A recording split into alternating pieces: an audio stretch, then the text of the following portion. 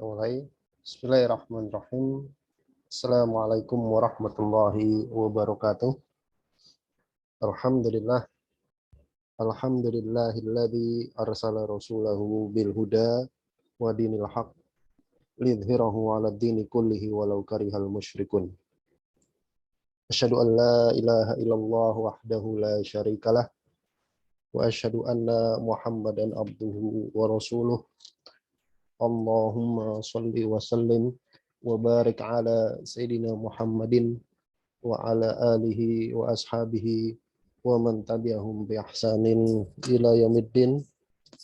Allahumma inna nas'aluka 'ilman nafi'a wa rizqan thayyiba wa 'amalan mutaqabbala, amma ba'd. Ayo ikhwah hafizallah, alhamdulillah pada malam hari ini kita bisa kembali melanjutkan pengajian kita membaca kitab Mukhtasar Minhajil Qasidin yang ditulis oleh Al-Imam Najmuddin Ibnu Qudamah Al-Maqdisi rahimahullahu ta'ala rahmatan wasi'ah. Sebuah kitab yang membahas tentang bagaimana kita melakukan penyucian jiwa atau tazkiyatun nufus. Penyucian jiwa atau tazkiyatun nufus. Kita masih di pembahasan seputar kitab Dhammil Qadab wal Haqdi wal Hasad. Kitab yang menjelaskan tentang celaan terhadap rasa marah, kemudian hasad dan al-haqad, dengki.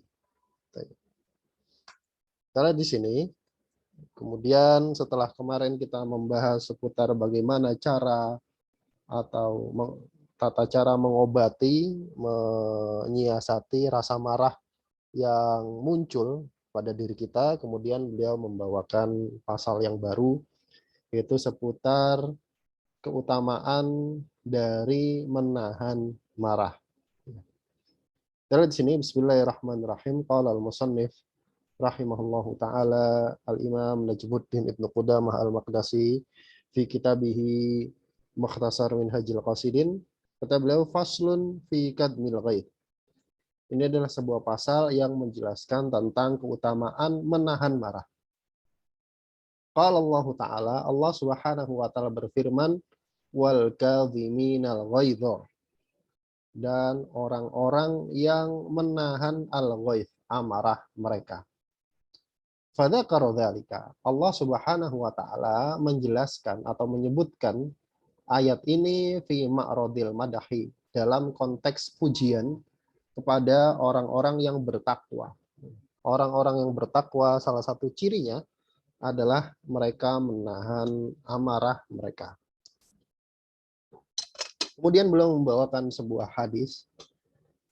Wa an Rasulillahi sallallahu alaihi wasallam, dari Rasulullah sallallahu alaihi wasallam beliau bersabda, man kadhama ghaidhan wa huwa qadirun ala ayyanzifahu. Man, siapa saja yang kadhama, dia menahan ghaidhan, amarahnya, wa huwa qadirun, dalam keadaan dia sebenarnya mampu, ala ayyun fidahu, untuk melampiaskan atau melepaskan amarahnya. Ya. Jadi bisa dipahami, orang yang menahan marahnya padahal dia itu bisa saja untuk melampiaskannya atau untuk membalasnya. Kenapa? Karena kemarin sudah dijelaskan ya, orang yang biasanya bisa melampiaskan marah karena dia yakin atau dia punya kedudukan yang lebih, atau dia punya kuasa lebih atas orang yang sedang dia lampiaskan amarah. Nah, kata Rasulullah, siapa saja yang nahan marah, yang bisa menahan marahnya, padahal dia mampu untuk membalas, mampu untuk melampiaskannya, maka da'ahullahu ala ru'usil khalaika, maka Allah Subhanahu wa taala akan memanggilnya ala, di hadapan ru'usil khalaiki, di hadapan seluruh para makhluk, hatta hingga yukhayyiruhu min ayyil khuri sya'a, hingga Allah Subhanahu wa taala membiarkan dia untuk memilih min ayyil khuri sya'a, bidadari mana yang dia kehendaki. Jadi Ini keutamaan rasa marah. Kenapa? Karena orang yang marah kemudian bisa melampiaskan itu biasanya memang laki-laki. Kalau perempuan ya jarang kemudian ngamuk kayak laki-laki.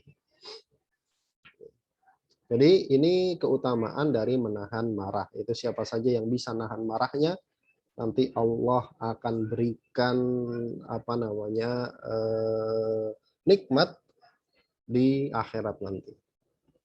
Kemudian beliau melanjutkan waruya an Umar radhiyallahu anhu. Diriwayatkan dari Umar radhiyallahu taala anhu annahu qala, bahwasanya Umar berkata, nah ini asar sahabat, perkataan Umar bin Khattab. Kata Umar, manittaqallaha lam yusfi ghaidahu. Man, siapa saja yang dia bertakwa kepada Allah, lam yusfi ghaidahu, maka dia tidak akan melampiaskan, melepaskan amarahnya. Itu ciri orang bertakwa. Salah satu ciri orang bertakwa, dia bisa nahan marahnya meskipun dia mampu untuk melepaskannya. Wa man khafallahu lam yaf'al ma yurid. Dan siapa saja yang dia takut kepada Allah, lam yaf'al ma yurid, maka dia tidak akan melakukan apapun yang dia inginkan. Jadi orang yang takut kepada Allah itu biasanya punya rem. Biasanya punya rem. Oh, pengen melakukan ini, dia takut sama Allah, nggak jadi. Dia mau melakukan ini karena takut sama Allah, nggak jadi. Nah, itu ciri orang yang takut kepada Allah dan takwa kepada Allah. Dia punya rem, dia tahu kapan dia harus menahan diri. Kalau orang nggak takut sama Allah, ya sudah, dia lepaskan saja. Mau dia mencuri, kayak mau dia korupsi, kayak mau dia berzina, mau dia apa namanya membunuh dan seterusnya, dia nggak takut. Kenapa? Karena dia nggak takut sama Allah Subhanahu wa Ta'ala. Kemudian kata beliau, walau la yaumul qiyamati lakana ghaira matarun. Ya. Walau la yaumul qiyamah, dan andai bukan karena adanya hari kiamat, lakana ghaira matarawna, niscaya pasti sekarang itu kamu tidak akan melihat sebagaimana semestinya. Artinya orang itu melakukan hal-hal yang kebaikan, itu salah satu motivasinya karena dia takut terhadap hari kiamat. Seandainya nggak ada hari kiamat, artinya seandainya nggak ada pembalasan setelah hari akhir, seandainya nggak ada pertanggungjawaban perbuatan manusia nanti di akhirat, maka kita nggak akan melihat dunia itu sebagaimana sekarang. Nah, begitu maksudnya.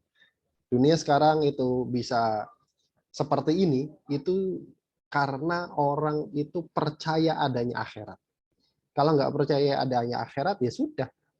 Dia kan cuma bertanggung jawab atas dirinya sendiri sekarang. Makanya kita akan lihat orang-orang yang nggak percaya akhirat, ya hidupnya sekarang saja. Gitu. Kemudian dia nggak akan peduli apa yang dia lakukan. Ini adalah perkataan Umar bin Khattab radhiyallahu taala anhu. Kemudian beliau melakukan faslun fil hilm. Ini adalah sebuah pasal yang menjelaskan tentang al-hilm. Salah satu sifat terpuji al-hilm itu apa? Lemah lembut. Al-hilm itu adalah kelembutan. Rawa Abu Hurairah radhiyallahu ta'ala anhu 'anin Nabi sallallahu alaihi wasallam annahu qala, dari sahabat Abu Hurairah radhiyallahu ta'ala anhu bahwasanya Nabi Muhammad sallallahu alaihi wasallam beliau bersabda, innamal ilmu bitta'allum wal hilmu bittahallum. Kata Rasulullah, ini hadis yang sangat terkenal ya, sangat masyhur. Innamal ilmu, sesungguhnya yang namanya ilmu itu bitta'allum. Gimana cara memperoleh ilmu? Bitta'allum, dengan belajar. Jadi nggak ada ceritanya orang lahir dalam keadaan sudah alim, itu nggak ada.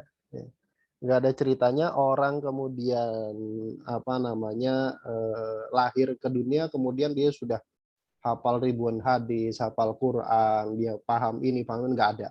Jadi yang namanya ilmu itu pasti melalui proses ta'allum, belajar. Sedangkan wal hilmu, sedangkan yang namanya sifat lembut itu bittahallum. Dengan gimana caranya supaya dapat apa namanya sikap atau akhlak yang lemah lembut? Bittahallum, dengan diusahakan supaya lembut. Diusahakan. Jadi akhlak itu dibentuk. Akhlak itu dibentuk dan dilatih. Yang namanya helm ya ditahallum. Yang namanya kelembutin ya dilembut-lembutin. Nanti lama-lama akan terbentuk. Nanti lama-lama akan terbentuk. Kemudian beliau membawakan sebuah hadis yang lain. Kata Rasulullah SAW, utlubul ilma. Carilah oleh kalian ilmu. Tuntutlah ilmu. Watlubu ma'al ilmi as-sakinata wal hilma. Dan carilah ma'al ilmi, bersama dengan ilmu tadi. Artinya bareng dengan nyari ilmu, itu kita harus mencari apa? As-sakinata wal hilma. Sikap tenang dan lembut. Jadi orang yang berilmu itu harusnya dia lebih tenang. Orang yang berilmu harusnya dia lebih perhitungan. Ada apa namanya, hitung-hitungannya. Orang yang punya ilmu itu langkahnya itu nggak terburu-buru. Nah, kemudian kata Rasulullah, linu liman tu'allimun. Linu, ini fil amr. Linu, berlemah lembutlah liman kepada orang yang tu'allimuna, kalian ajari. Kita nanti misalkan jadi pengajar, maka berlemah lembutlah kepada santri-santri, pelajar-pelajar, orang-orang yang belajar sama kita. Waliman, dan juga kepada orang yang ta'allamuna minhu, kalian belajar darinya. Ya. Jadi selain bersikap lembut kepada orang yang belajar sama kita, kita jelas juga harus lebih berlemah lembut lagi kepada orang yang ngajarin kita. Wala takunu min jababiratil ulama. Dan janganlah kalian menjadi seperti jababiratil ulama. Ulama yang jababirah, yang sombong, yang ya jababir. Jababir itu diktator ya kalau diterjemahkan letter. Maksudnya ya sombong. Fayagliba jahlukum alaikum. Maka kalau jadi ulama yang sombong, fayagliba jahlukum alaikum, kejahilan kalian akan menguasai kalian. Meskipun ulama. Meskipun ulama. Ulama ya kalau dia sombong, maka kejahilannya itu bisa mengalahkan ilmunya. Nah, begitu. Jadi hati-hati dengan sikap sombong. Kemudian waqala sallallahu alaihi wasallam, dan Rasulullah sallallahu alaihi wasallam pernah bersabda li Asyaj bin Qaisin, kepada Asyaj bin Qais. Apa kata pesan Rasulullah? Inna fika, sesungguhnya pada dirimu itu khuluqaini yuhibbuhumullahu wa rasuluh. Inna, sesungguhnya fika, pada dirimu wahai Asyaj bin Qais, ada khuluqain, ada dua akhlak, ada dua sifat yang yuhibbuhumallahu wa rasuluh, yang Allah dan Rasulnya cintai. Apa itu? Yang pertama adalah al-hilmu, sikap lemah lembut. Yang kedua adalah al-anatu. Al-anah itu sabar dan penuh perhitungan. Ini menunjukkan bahwasanya sikap al-hilm, lemah lembut, dan al-anah, penuh perhitungan, sabar, nggak gerusa-gerusu kalau bahasa Jawanya, itu adalah sifat terpuji. Sifat terpuji. Jadi seorang muslim itu dia sikapnya itu seperti itu. Dia nggak asal jebret, enggak. Dia penuh perhitungan. Meskipun cepat, tapi dia ada hitung-hitungan. Dia sabar, dia terukur, bahasa kita itu terukur gitu. Nah, ini menunjukkan bahwa sikap al-hilm adalah sikap yang terpuji. Kemudian beliau membawakan beberapa kisah di sini, ya kisahnya lumayan banyak gitu ya, tentang bagaimana para salaf itu punya sikap lemah lembut. Ya. Yang pertama beliau membawakan kisah Ibnu Abbas radhiyallahu taala anhu. Kata beliau, wasyatama rajul ibni wasatama rajul ibna Abbasin radhiyallahu ta'ala anhu. Seorang laki-laki pernah mencaci maki Ibnu Abbas radhiyallahu ta'ala anhu. Seorang sahabat Nabi. Falamma qada maqalatahu, maka tatkala orang ini sudah selesai ngomong. Ngomong kan orang nyaci gitu. Orang nyela itu kan biasanya panjang kali lebar gitu kan. Unek-uneknya keluarin semua. Nah, sama Ibnu Abbas ini didiemin. sampai selesai. Falamma qada maqalatahu, maka tatkala orang ini sudah selesai ngomong, qala, maka Ibnu Abbas mengatakan, ya Ikrimah, wahai Ikrimah, ini Ikrimah ya sahabat Nabi juga, Ikrimah bin Abi Jahal. Unzur hal lirrajuli hajatun fayaqdiha. Kata Ibnu Abbas, wa Ikrimah, undur, coba lihat. Hal lirrajuli, apakah orang ini hajatun, punya kebutuhan, fayufdiha, kemudian kita bisa penuhi kebutuhannya dia. Oh, Masya Allah. Jadi habis dicaci maki, malah ditanyain, ini orang ada kebutuhan nggak? Dia punya kebutuhan nggak? Kenapa? Karena orang emosi itu biasanya punya masalah hidup, gitu. Punya masalah hidup. Maka kata Ibnu Abbas, ya nggak usah kita balas celah. Kenapa? Yang penting kita cari. Ini saudara kita nih pasti punya problem. Apa problemnya? Apa kebutuhannya? Coba cari. Kalau dia punya kebutuhan yang kita bisa penuhi, maka kita penuhi. Apa kemudian fana kasar rajul ra'sahu wastahya.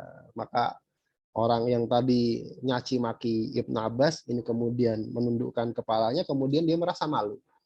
Kemudian dia merasa malu. Nah, itu hasil akhir dari marah-marah. Hasil akhir dari marah-marah, melampiaskan marah itu biasanya ujungnya malu. Yakin ujungnya malu.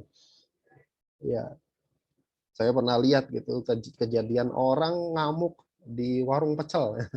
Orang ngamuk di warung pecel cuma gara-gara rokoknya itu dijatuhin orang. Jadi saya ngelihat ada orang makan, kemudian lagi mesen, kemudian rokoknya kesenggol jatuh. Yang namanya di warung kan biasa kejenggol. Terus habis itu, setelah itu orang yang kesenggol rokoknya ini kemudian emosi gitu dan marah-marah sambil noyor-noyor kepalanya. Ya, itu kan orang satu warung itu kemudian merasa ini orang apa begini, kemudian disuruh keluar, habis itu ya dia malu gitu. Itu hasil dari orang marah. Orang marah emosi itu akan malu, dan saya yakin orang itu akan malu untuk balik lagi ke warung itu. Yakin saya. Itu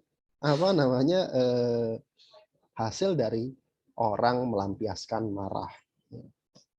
Kemudian kata beliau, wa asma'a rajulun Muawiyah kalaman syadidan.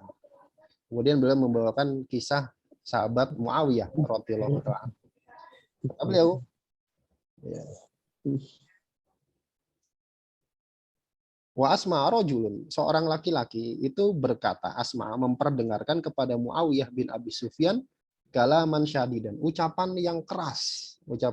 Padahal Muawiyah ini statusnya ketika itu sudah jadi khalifah. Ada orang ngomong keras ke Muawiyah, caci maki lah. Waqilah lahu, kemudian ditanyakan ke Muawiyah, lau aqabtahu, kamu enggak hukum dia, nih orang sudah kurang ajar sama khalifah. Apa kata Muawiyah? Ini sesungguhnya aku la astahyi, sungguh aku benar-benar merasa malu an yudi qahilmi an dan bi ahadin min ra'iyati. Sungguhnya aku merasa malu kalau hilmi, kalau kelembutan saya, kesantunan saya itu yudiqo, tidak luas atau tidak mencakup an dan bi ahadin min ra'iyati, setiap dari rakyat saya. Oh, Masya Allah. Jadi kata Muawiyah, kamu nggak hukum dia, nih orang sudah mencaci maki kamu di depan umum gitu kan, kalau bahasa kita sudah menghina lambang negara gitu kan. Nah, apa kata Muawiyah? Sudah dimaafkan. Kenapa? Karena saya merasa malu kalau kelembutan saya dan kesantunan saya itu tidak mencakup seluruh rakyat saya. Ini seorang salaf ya. Salaf itu memang seperti itu. Kisahnya itu membuat kita terheran-heran. Kemudian beliau membawakan kisah Muawiyah lagi ya. Wa qasama Muawiyah tu nat'an. Suatu hari Muawiyah bin Abu Sufyan pernah membagi-bagi nat'an. Nat'an itu permadani atau karpet dari kulit. Ya. Karpet dari kulit. Beliau membagi-bagi karpet dari kulit. Nah, ini program negara gitu ya. Kemudian dibagi-bagi. Faba'atha minha ila syaikhin min ahli Dimashq. Kemudian Muawiyah mengirimkan apa namanya, karpetnya tadi, karpet kulitnya tadi, ila syaikhin, kepada seorang tua, seorang kakek-kakek, min ahli Dimasko, dari penduduk Damaskus. Falam yu'jibhu. Kemudian kakek ini nggak suka sama pemberian khalifah. Istilahnya, wah apaan begini, dibagi-bagi sama pemerintah ini. Masa begini aja dibagi sama pemerintah, kira-kira begitu. Faja'ala alaihi yaminan an yadriba ra'sa Muawiyah. Kemudian pegawainya ini, pegawai yang bagi-bagi karpet ini, kemudian dia bersumpah an yadriba ra'sa Muawiyah, untuk memukul kepalanya Muawiyah. Artinya saking kesalnya, kalau Muawiyah nggak melakukan apa-apa sama kakek ini, saya kepukul kepalanya, kira-kira gitu. Ya. Fa'ata Muawiyah fa akhbarahu. Kemudian apa namanya, pegawainya ini mendatangi Muawiyah, kemudian ngasih tahu, ngasih kabar, wahai khalifah, wahai raja, wahai presiden gitu kan. Itu tadi waktu saya ngasih karpet itu, ada kakek-kakek bilang nggak seneng sama karpetnya. Kemudian istilahnya saking keselnya, saya pengen pukul kepala Anda kalau Anda itu nggak ngapa-ngapain. Faqala lahu Muawiyah. Apa komentar Muawiyah kepada pegawainya tadi? Aufi binadzrika, Masya Allah. Penuhi nadarmu. Penuhi janjimu. Kamu kan tadi sudah bersumpah pengen pukul kepala saya. Sudah, sekarang pukul kepala saya. Warfiq bisyayah. Dan berlemah lembutlah kepada kakek tadi, orang tua tadi yang nolak atau yang nggak seneng sama pemberian saya. Nah ini kisah Muawiyah, bagaimana Muawiyah bin Abi Sufyan radhiyallahu taala anhu itu punya kelemah lembutan. Kemudian beliau membawakan kisah lain tentang Abu Dzar radhiyallahu taala anhu. Kata beliau, waja'a gulamun li Abi Dzarrin. Suatu hari ada seorang budak datang kepada Abu Dzar radhiyallahu taala anhu, wa qad kassara rijla syatin lahu. Yang mana budak ini sudah mematahkan kaki kambingnya Abu Dzar. Jadi suatu hari ada budak matahin kaki kambing punyanya Abu Dzar, kemudian datang ngelapor. Faqala lahu, kemudian Abu Dzar nanya sama budak ini, man kassara rijla hadhihi. Siapa yang sudah matahin kaki kambing ini? Qala, kemudian budak ini ngomong, ana, saya. Fa'altuhu amdan. Saya lakukannya memang sengaja. Saya lakukan itu sengaja. Supaya apa? Li'aghyadhoka. Supaya kamu marah. Nih, udah kurang ajar juga yang ngetes itu. Ini ngetes. Jadi saya memang sengaja melakukan itu. Supaya apa? Supaya kamu marah. Fatadribani. Fatadribuni. Nah, kemudian gara-gara itu kamu mukul saya. Habis kamu marah, kamu mukul saya. Fata'thamu, kemudian kamu berjadi dosa. Oh, ini udah rada kurang ajar juga ya nih orang ya. Matain kaki kambing milik orang, kemudian nyari pemiliknya, kemudian ditanya, kamu yang motain kaki kambing saya? Iya, saya sengaja biar kamu marah, kemudian kamu pukul saya. Habis itu kamu dosa deh. Kira-kira begitu. Faqala, kemudian apa jawaban Abu Dzar? La aghyadhanna man harrodoka ala ghaidhi. Saya akan buat marah man, orang yang harrodoka, yang menghasut kamu, ala ghaidhi, untuk membuat saya marah. Oh, saya akan bikin oknum yang menghasut kamu jadi marah. Fa'ataqahu. Kemudian Abu Dzar memerdekakan budak itu. Siapa orang yang dimaksud sama Abu Dzar? Setan. Setan. Jadi seolah-olah Abu Dzar bilang, saya akan bikin setan yang ngehasut kamu untuk melakukan ini menjadi marah. Caranya gimana? Ya saya bebasin kamu. Nah, ini kisah dari Abu Dzar. Ya.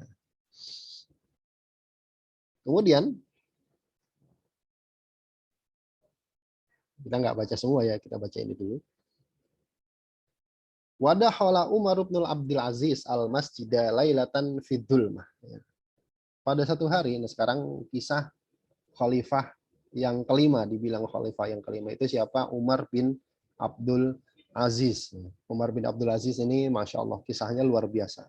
Kisahnya luar biasa. Dianggap sebagai mujaddid juga ya. Mujaddid. Di Umar bin Abdul Aziz, itu beliau pernah masuk masjid. Khalifah nih, khalifah.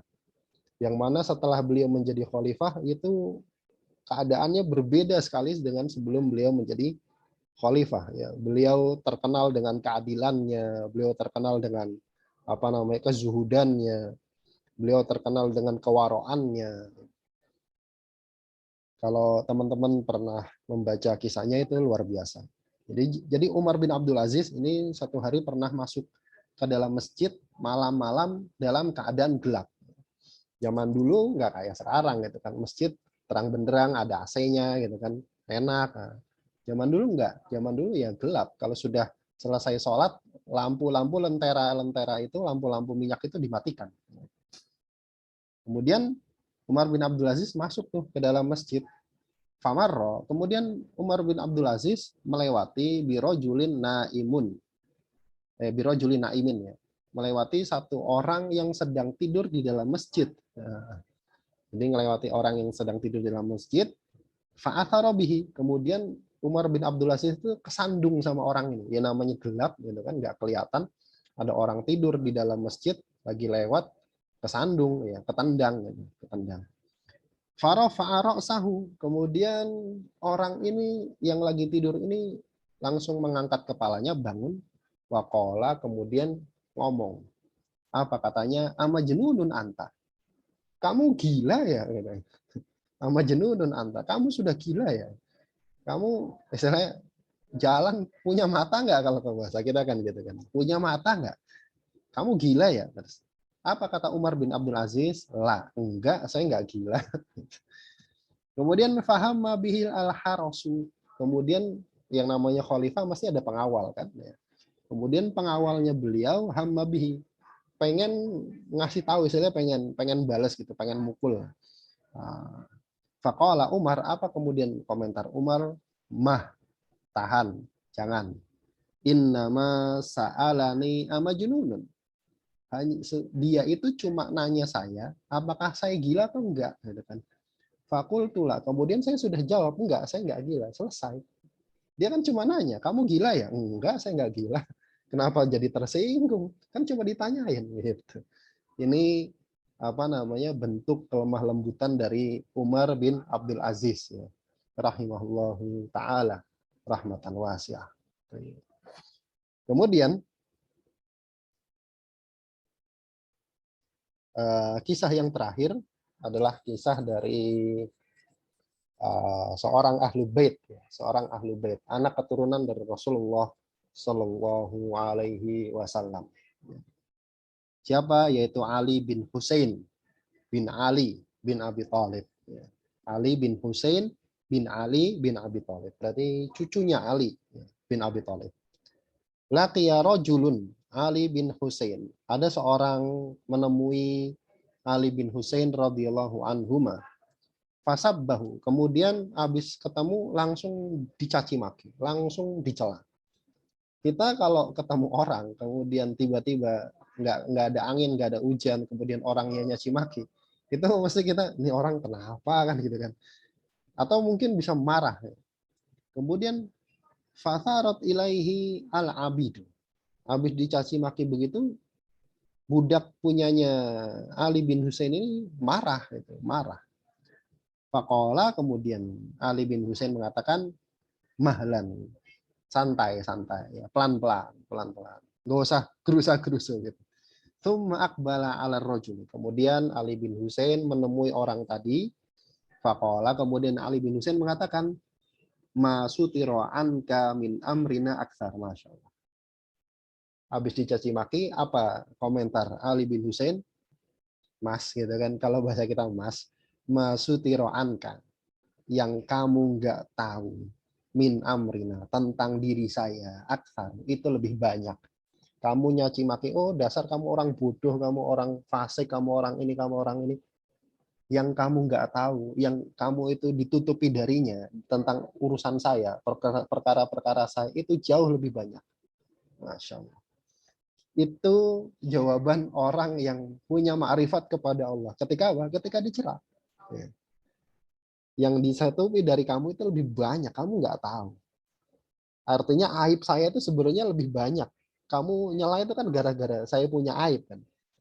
Aib saya yang kamu nggak tahu itu lebih banyak. Ya. Kemudian apa kata Ali bin Husain? Alaka hajatun. Apakah kamu punya kebutuhan nu'inuka 'alaiha yang bisa kami bantu untuk memenuhinya? Ya. Subhanallah, luar biasa. Fastahya ar-rajulu. Maka gara-gara itu orang ini kemudian jadi malu sendiri. Fa'alqa alaihi khamisatan kanat alaih. Kemudian Ali bin Husain memberikan baju khomisoh, baju gamis gitu, baju khomisoh yang sedang beliau pakai, wa amarolahu bi alfi dirhamin. Kemudian beliau perintahkan supaya orang ini ditambah lagi diberikan uang 1.000 dirham, masya Allah. Fakana rajulu ba'da dzalika yaqul, maka orang ini setelah melihat Ali bin Husain melakukan seperti itu, orang ini berkomentar, asyhadu annaka min auladir rasul.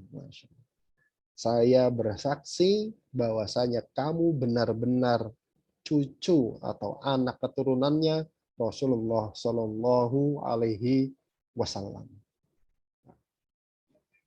Ini menunjukkan kepada kita bahwasanya kita sebenarnya sebagai seorang muslim itu membawa nama Islam pada diri kita masing-masing, membawa nama Rasulullah Shallallahu Alaihi Wasallam. Ya, kemarin sempat viral itu ya, tentang video seorang bapak-bapak yang di sosial eksperimen kemudian diminta untuk membelikan popok ya, pampers. Kemudian ditanya, siapa namanya Pak? Muhammad. Nah, dia sebenarnya sedang membawa nama yang mulia, nama yang mulia. Sebagai begitu juga kita. Kita ini umatnya Nabi Muhammad Sallallahu Alaihi Wasallam. Kita sebenarnya sedang membawa ya ajarannya Rasulullah Sallallahu Alaihi Wasallam. Jadi kalau bisa kita berlaku lemah lembut kepada orang-orang yang menyakiti kita, ya, yang menyakiti kita. Kemudian yang terakhir, waqala rajulun li Wahab bin Munabbih. Ada seorang laki-laki itu ngomong sama Wahab bin Munabbih. Ini seorang tokoh tabi'in ya. Orang ini ngomong apa? Inna fulanan satamaka. Si fulan itu barusan gitu. Itu mencaci maki kamu, mencela kamu. Kita kalau dibilangin begitu kan biasanya masa yang benar begini gimana? Enggak. Apa kata Wahab bin Munabbih? Faqala, kemudian Wahab bin Munabbih mengatakan, ini komentar sekaligus nasihat gitu ya. Apa kata beliau? Ma wajada syaitanu baridan ghairaka. Apa setan itu enggak dapat barit? Barit itu tukang pos gitu ya. Ghairaka, selain kamu. Artinya enggak ada orang lain yang didapati setan untuk ngirimkan gitu. Ngirimkan berita itu sama saya. Kok kamu mau-maunya jadi orang yang mengadu domba. Ini bagaimana seorang Wahab bin Munabbih menyikapi orang yang mencoba mengadu domba dia dengan orang lain. Jadi kalau itu kemarin sudah kita bahas ya tentang bagaimana sikap kita. Kalau kemudian ada orang membawa berita kepada kita untuk apa? Supaya kita merasa marah gitu gara-gara diadu domba seperti itu. Toyib. Tentang apa namanya bagaimana kita untuk bersikap lemah lembut. Toyib, insya Allah kita cukupkan sampai di sini. Mudah-mudahan yang sedikit ini ada manfaatnya. Insya Allah pada pertemuan yang berikutnya kita akan membahas tentang sikap al-afu, pemaaf ya, warif dan ya sama lemah lembut dan pemaaf. Insya Allah akan kita bahas di pertemuan yang akan datang. Wallahu ta'ala bishawab. Kita tutup sampai di sini. Yang benar datangnya dari Allah Subhanahu wa taala dan Rasulnya, dan yang salah dari saya pribadi dan dari syaitan, dan saya mohon ampun atasnya. Kita tutup dengan bacaan doa kafaratul majelis. Bismillahirrahmanirrahim. Subhanakallahumma wa bihamdika asyhadu an la ilaha illa anta astaghfiruka wa atubu ilaik. Assalamualaikum warahmatullahi wabarakatuh.